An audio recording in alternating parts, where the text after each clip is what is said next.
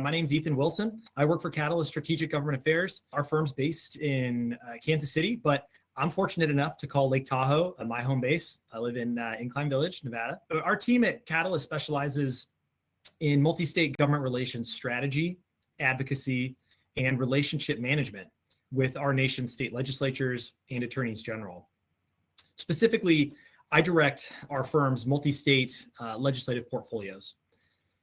This includes everything from bill tracking and multi-state lobbyists hiring and management to grass tops advocacy and trade association engagement. As a multi-state attorney, former NCSL staffer, and current NCSL Foundation board member, and many times over a legislative intern in both undergrad and in law school, working for, in, and around state legislatures is a passion of mine. And today, while I have you all, I'd like to explore a few topics that I believe are key to any successful multi-state legislative engagement, whether that's engagement on behalf of multiple clients, such as our firm at Catalyst, or engagement as an in-house member of a company or trade association or nonprofit. For the topics that I'd like to discuss or try to distill down in some way, shape, or form in a meaningful way within 30 to 40 minutes here, there are three specific things that I want to talk about. One is value, one is network, and one is knowledge, or as far as knowledge goes, more specifically, state legislative institutional knowledge, as I'll refer to it later. And then finally, to wrap things up, I'll provide my hot take, so to speak, on another incredibly important issue in multi-state legislative engagement that, to be quite honest, probably doesn't get the coverage or have the awareness that it should. So we'll talk about that towards the end. Okay, so of the core concepts of multi-state legislative engagement that I want to talk about, let's start with value. I'm talking about value that you bring to your company, your organization, your client, whomever it may be. So what is value? Well, Merriam-Webster defines value as relative worth, utility, or importance. Okay, that's fine and perhaps obvious, but I'm talking about something that's truly of value, something that cannot be easily replaced, if replaceable at all. And so what does that value look like? What kind of value, right? Well, value from a multi-state legislative perspective can take a number of different forms. For example, providing access through key relationships and other soft skills, or on the other hand, providing technical skills such as legislative drafting, policy analysis, and bill tracking. But the value that you provide becomes essential value to, again, your company, your client, your organization, whomever it may be, becomes essential value when the skills or products that you bring to the table in your capacity, in your role, be it soft or hard skills, they become essential when they're essential to workflow. And they're essential to your organization or companies or clients. And they're ultimately, the value becomes essential when it's involved with achieving goals, whether they're corporate goals or organizational goals, whatever it might be. So looking at it a little bit more deeply, right? What exactly is essential value, or what are some examples of essential value? Like I said, both hard skills and soft skills can become essential value to your clients or companies or organizations. But to provide essential value, you have to go above and beyond. You and your team. Maybe you are a manager or a director of a state team, right? Maybe you're one shop and it's just yourself. That doesn't really matter. I think this all still applies. But you have to take the time and you really got to put in the effort to learn key issues, whether that's for your organization or specific client issues. For example, becoming an expert and a trusted resource on particular policy areas that matter most from a substantive and in-depth perspective, and not merely utilizing canned talking points like many lobbyists and consultants use when talking about policy issues. I'm talking about becoming a thought leader in an area, right? Bringing novel ideas and concepts to the table, thinking outside the box, and importantly, problem solving. These things and this type of value, it can all be achieved, right? By both soft skills and hard skills. Maybe you're someone that likes to have the relationship side of government relations and government affairs. Maybe you're somebody who really likes the policy analysis of it, right? That doesn't matter. Maybe you like both. You can still, I think, provide essential value to your organization or client by honing in on specific things.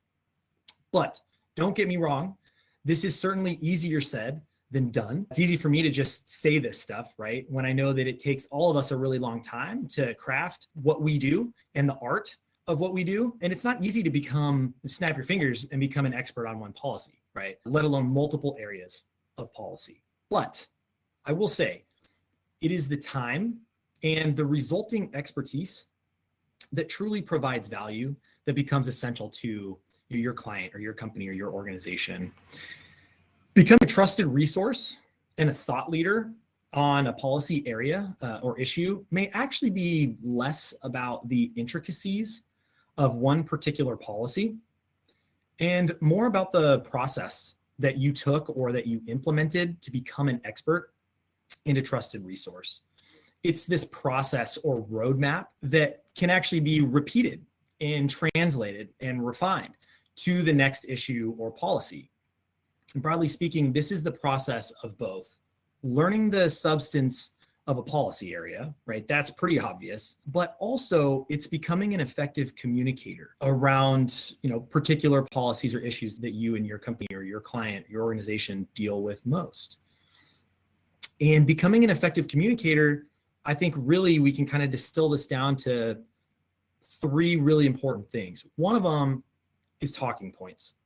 Developing and fine-tuning effective talking points that incorporate both substance and persuasion. Super important. The talking points are all about distilling down and delivering an issue or concept in a way that is approachable, digestible, and ultimately understandable, right? Also, key to being an effective communicator is knowing your audience. And this kind of goes hand in hand with developing effective talking points. And your talking points and delivery of those talking points will look different depending on your audience. And to truly be persuasive, if that is your goal, you must know your audience, right? You must know your audience quite well and adapt your message and your delivery to that audience. Whether you're talking to a Republican or a Democrat, a nonpartisan staffer, a member of the media, or members of a coalition that you're trying to build support on an issue for, your ability to connect and ultimately educate must take into account the audience that you're communicating with. And finally, on communication, as it relates to value, an identifiable message. Having an identifiable message or an idea or a takeaway is key, super important. Your overall message or takeaway is potentially a little bit different than your talking points, right? That difference may be nuanced, but I do think that your overall message or takeaway is different than your talking points. Yes, you use your talking points to help you deliver your ideas or your concepts, but really your takeaway should be the idea or position or persuasion that you want your audience to remember and even embrace. Okay, so that was kind of a lot of information, things I wanted to talk about in regards to value. And so to recap value and the value that you bring to your organization, right? Your team, your corporate mission, or your organization's nonprofit mission, whatever it might be. Essential value, right, is key. And in the world of multi-state legislative engagement, you can provide value in a number of ways. But essential value comes from skills or work product that become essential to your client or company's mission. And again, this can be achieved by putting in the time and effort to become a trusted resource and a thought leader, right? Someone who thinks outside the box, someone who really is a problem solver. This can be achieved by being an effective communicator and knowing your audience and leaving behind key takeaways and being persuasive. Finally, on value, which I do want to touch on, it can be tough for GR folks or government relations, government affairs, public policy folks to show executive leadership or management tangible ROI on government relations spend, right? Maybe that's not always the case. Sometimes executive leadership really embraces public policy and advocacy and government relations, but that's not always the case. And investing in GR and public affairs is largely a long-term proposition, right? If a company or organization starts spending on GR and expects immediate results or results yesterday, they're probably late to the game.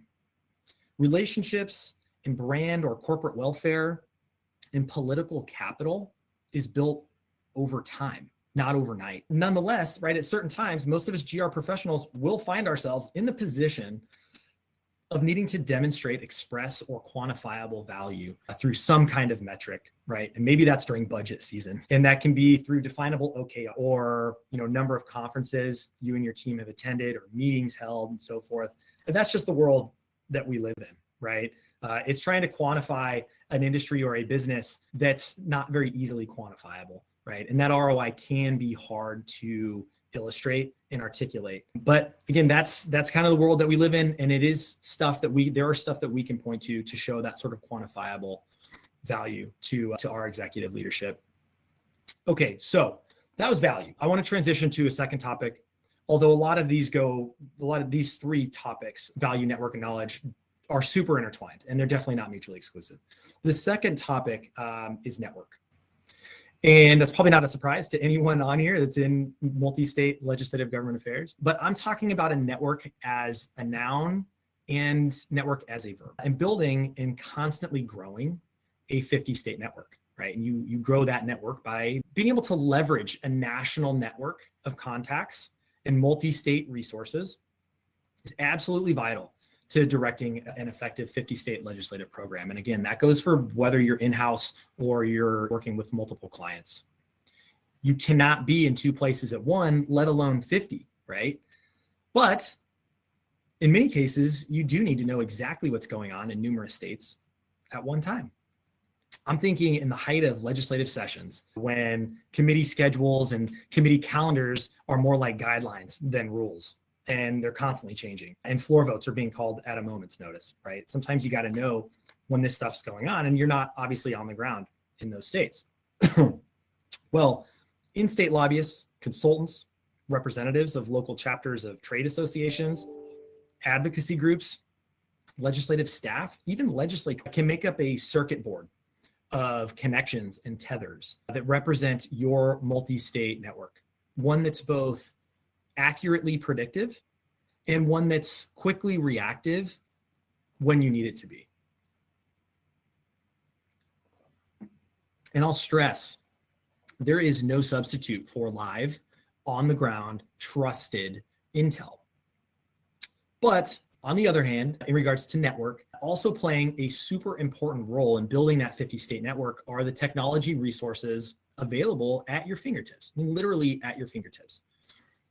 These are resources specially designed to develop and to capture and consolidate and distill all kinds of data points and events that impact policy outcomes in the states. I'm thinking about bill tracking and scraping legislative timelines, media monitoring of keywords and key phrases, social media monitoring, database management to log you and your team's interactions and contacts and touch points with elected officials and so forth. Personally, I couldn't do what I do without Quorum. Everything it empowers our firm to do, bill tracking, analytics, data visualizations, reports, PDFs, online accessible legislative databases and dashboards, right? You name it. It's harnessing the power and innovation of technology that allows you to build dynamic, real-time inputs and resources that are critical to your 50-state network. And truly become an expert with these types of resources and leverage them.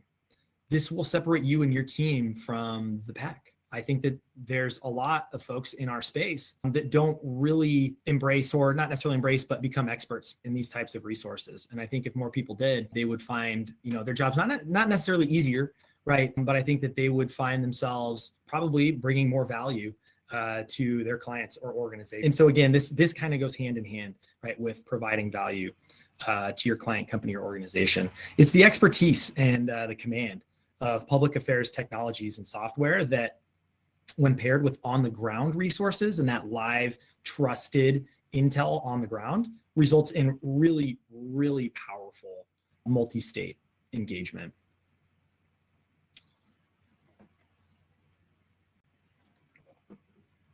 And so recapping network, remember, network is both a noun and a verb. And I had a mentor a long time ago tell his law clerks, when you're not working, you're networking. Now, I have to say at the time, I kind of hated that saying, and it's definitely too extreme, right? I get anxiety thinking like I can never really fully turn off. And even when I'm not at work or whatever, you kind of always have to be on. But I think what that's saying is, when you're not working, you're networking, you get the idea, right? With that, building a large network of both on the ground and technology resources is key to driving effective 50-state legislative engagement. I'm going to transition to the sort of third and final-ish topic that I want to talk about. And that's knowledge, right? Or more specifically, institutional knowledge of state legislatures. We've already established that we can't really be an expert on the policy process in all 50 states, right? Or in more than one place at one time, right? Because we just simply can't do that. And as multi-state legislative professionals, sometimes it feels like we do have to shapeshift, right? And that we do have to be in multiple places at one time, especially in the height of legislative sessions when we got to go from capital to capital, right? That can be really, really tough. But it's impossible to know every state's legislative process. It's impossible to know every chamber's session calendar.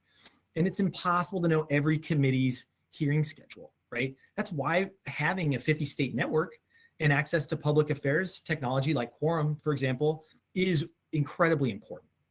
However, that said, it is important and valuable to develop a healthy knowledge of the legislative process in states generally. Pair that with developing the skills necessary to conduct statutory and regulatory research in every state, or potentially every state, right? I mean, that's some really nuts and bolts stuff.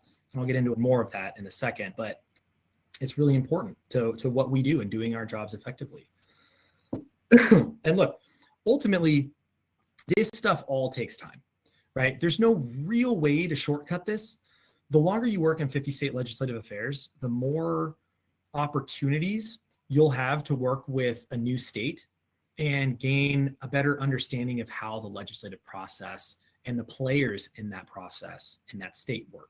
But when you do that, when you have the opportunity to work in a new state, right? Whether it's through a new client or it's through a new issue, or maybe you're taking on a new region or whatever within your team, be careful and take mental and physical notes on the process in that state and the experience in that state and sort of log it, right? I mean, you talk to folks that have been in this world long enough and they'll have sort of this weird, ability to have these like fun facts or whatever about states, right? About maybe when it is exactly that state session runs in the calendar year, or when pre-filing begins in that state or whatever. And again, this stuff all takes time, but as we all grow in what we do, we can always be better at what we do.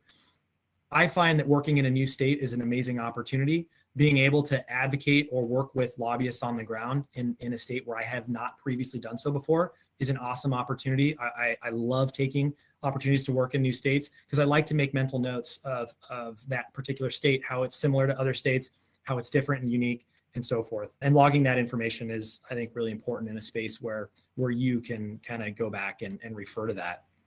Again, I mean, this is everything from pre-filing, as far as the legislative calendars go, to veto sessions and everything in between, right? These are all part of the life cycle of legislation that we experience, and it's different from state to state.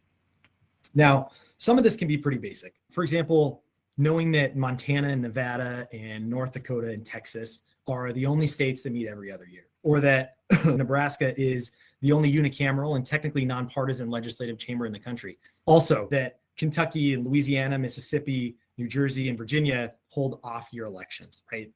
Also important is having a good lay of the land as it relates to key legislative players in states, such as speakers of the House, Senate presidents, majority and minority leaders, and so forth.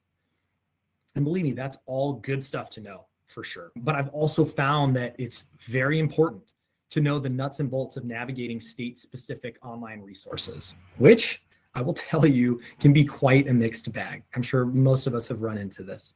For example, navigating the New Jersey legislature's website and its online resources is a heck of a lot different than, say, navigating Colorado's. And some states like California have pretty much completely separate websites and resources for the Assembly and the Senate as separate bodies. And there's probably pluses and minuses to that, but it can be frustrating when you're looking for something that is maybe a bill in the assembly, but you're on the Senate website or whatever. Just knowing that kind of stuff. It's knowing these funky little idiosyncrasies and differences from state to state that I think ultimately will help you become a more effective 50-state government affairs professional and a better researcher. And again, that kind of goes back to that value component and providing more value to your companies or your clients, your organizations. Some of the keys to 50-state legislative research, I would say, are knowing how and where to access online and archived committee hearings, polling floor and committee calendars, which I will admit can, for whatever reason, at least in my case, be hard to track down. Sometimes, I just want to be able to go to a state legislative website and find exactly what the calendar is for that month for a particular chamber. And for whatever reason, some states, it's just hard to find, and that's frustrating. But that's just the way it is. Being able to research legislative history, that's super important. Scouring state statutes and regulatory code for specific chapters or provisions. These are all skills that successful 50-state government affairs professionals will need to develop at some point. And undoubtedly, there are resources and applications that make this type of work easier. There's no doubt. Again, Quorum, for example, can make a lot of this stuff easier. But nonetheless, at some point, we will all find ourselves sort of waist deep, right, in a state's official statutory or regulatory database with a UX or user experience that's better suited for Windows 98 than your MacBook Pro. And, you just kind of got to be able to roll with that and kind of be able to log in your head what states might be more easier or more user-friendly to conduct legislative research than others can be helpful as we navigate that. So to recap knowledge or institutional knowledge, I would say having at least a decent understanding of the legislative process in most states is very, very helpful. Knowing which states have a traditional January to April or May session versus states that are in and out of session throughout the year, right? Massachusetts, Michigan, Wisconsin, Ohio, Pennsylvania. I'm looking at you guys here. And I'll plug NCSL for this too. NCSL has a ton of great resources on parliamentary process and state sessions. So, there are online resources and databases we can go to find out some of this state-specific stuff. Also, having an understanding of the political lay of the land and the key legislative players in a given state. And look, this changes fairly often at the state level. And that changes through elections, of course, but also through appointments and retirements and special elections and so forth. So constantly keeping sort of an ear to the ground on that and turnover or change with state legislative leadership. And finally, knowing how to conduct legislative research in a state legislature's online resources or archives. Again, some are better than others. Let's just put it that way. And we've got to be able to kind of roll with working in a state that, the online resources may not be as great as another state. So, okay, so to conclude on knowledge, and before I move on to really my final topic, which is sort of my hot take, I'll conclude on the three topics of value, network, and knowledge, or institutional knowledge. I think you can see that all three of these topics, value, network, and knowledge, are highly intertwined. They're certainly not mutually, but if you were to pick out a few themes, or me, right, the themes I would pick out that seem to be recurring in what we do as multi-state government relations professionals, I would argue that these three topics, value, network, and knowledge, are at the very foundation of what we do as government relations professionals. And, anytime we can show more value to our clients, companies, and organizations, anytime we can build bigger and better networks, anytime we can know more about the state legislative process, we become better, I think, inherently at what we do.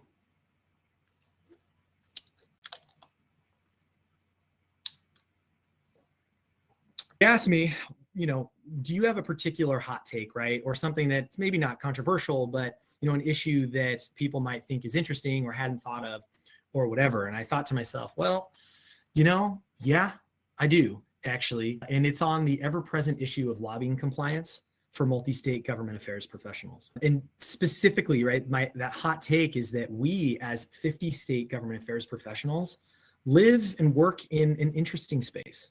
A space that probably brings us a lot closer to non-compliance with state laws and regulations on lobbying and advocacy than most of us know or that we want to know. Are we lobbyists, right? Are we actually influencing policy? Or are we consultants or in-house lobbyists or in-house employees that are 1 or 2 steps removed from the actual on-the-ground lobbying? When do we walk up to, but not actually cross that threshold and actually trigger lobbyist registration? Or alternatively, when do we cross that threshold and actually trigger lobbyist registration, reporting, and disclosure?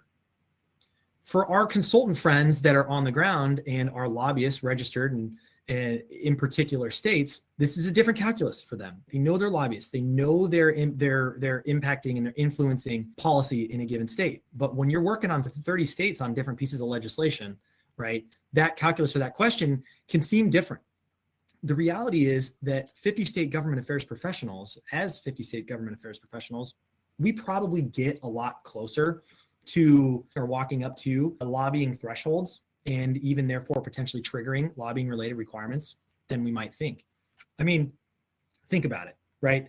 We're going from one capital to the next during legislative session. We're holding in-person and Zoom meetings constantly, it seems like.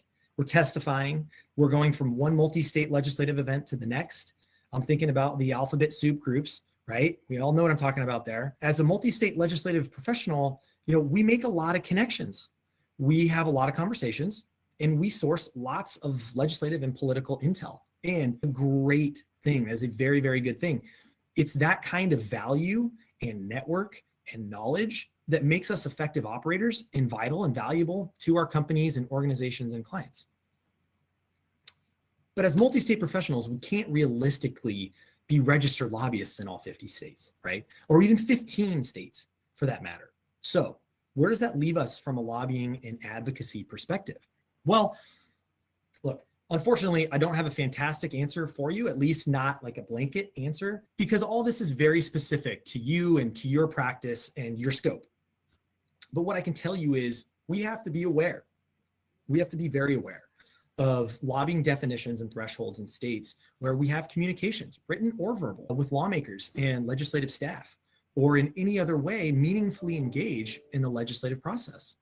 This can be a gray area, right? There's no doubt about that, but we have to be vigilant when it comes to identifiable thresholds and definitions for lobbying activity, such as communications with elected officials and what exactly that means and whether that triggers or rises to the definition of lobbying in a state, the amount of time spent advocating on specific pieces of legislation, whether directly or indirectly. Some states actually set like a time threshold spent, or once you cross, you trigger lobbying disclosures and requirements in that state. Other states set compensation amounts and thresholds, how much you get paid to work on a particular piece of legislation. And sometimes they're like hard floors that once you cross that, you trigger that state's lobbying and disclosure requirements.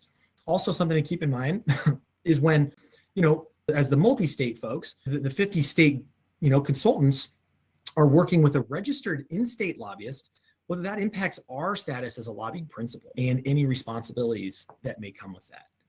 I think the last thing we'll really talk about here is I'm going to provide you with an example of a state definition of lobbying. And I want you to think about it. I want you to think about whether any of your actions may have or could be seen to have fallen into such a definition. And before I tell you the specific state, I'll let you guys have a guess. And bear with me as I am going to read the definition verbatim from statute. Okay, so this particular definition, which I chose, right? I selected this, is legislative lobbying is defined as any act to promote, oppose, influence, or attempt to influence legislation, or to promote, oppose, or influence the governor's approval or veto thereof, including any action to influence introduction, sponsorship, consideration, action, or non-action with respect to any legislation. And provided further that legislative lobbying shall include strategizing, planning, and research if performed in connection with or for use in an actual communication with a government employee. So any guesses, folks, as to what state that might be? Anybody have any guesses? I'm not seeing it come through yet. Nobody's got it right yet. No. Okay. Well, nobody's guessed this yet, but that is the definition of lobbying in the wonderful and beautiful state of Massachusetts. And look, I say all this and I highlight this definition. And look, I may have singled out Massachusetts with this example, but I could have highlighted any number of state definitions of lobbying that are quite broad or can appear to be quite broad and potentially be interpreted to be quite broad. Because working in this space, we must be vigilant and aware of when we will trigger or potentially trigger lobbying compliance requirements, whether through communications with elected officials or even non-elected officials such as legislative or regulatory staff. Every state is different.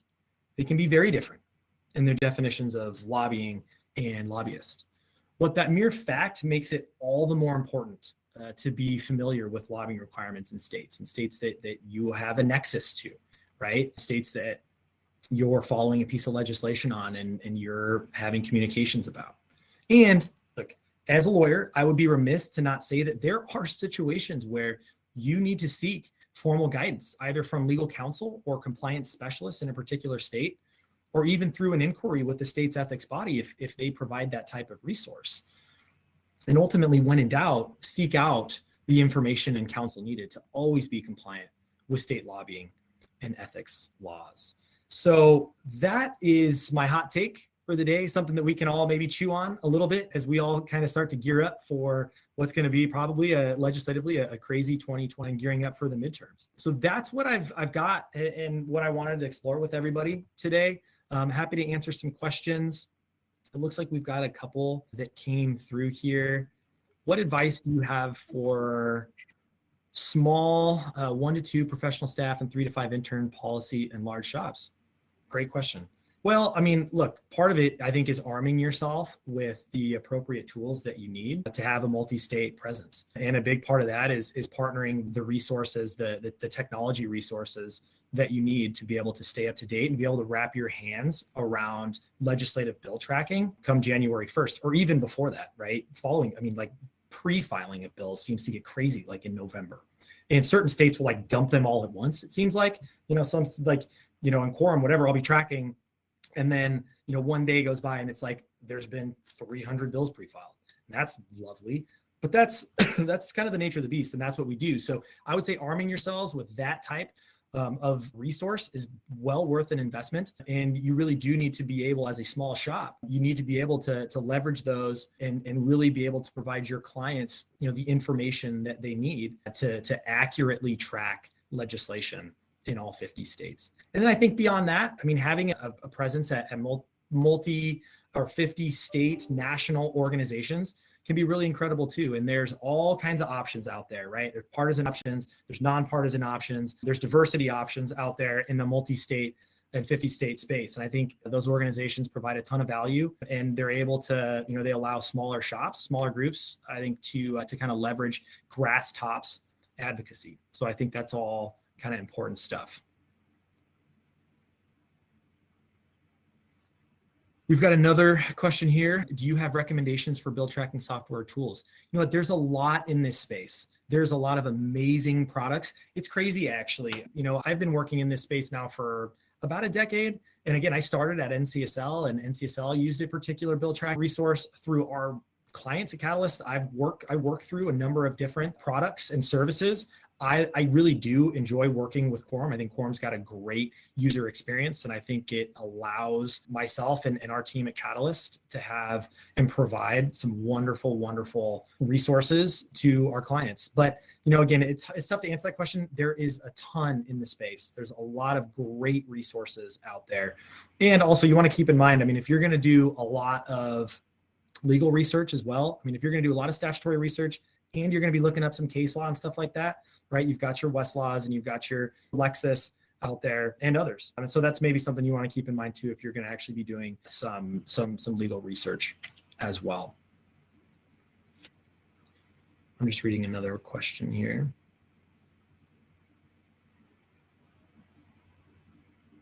Okay, it's a good question.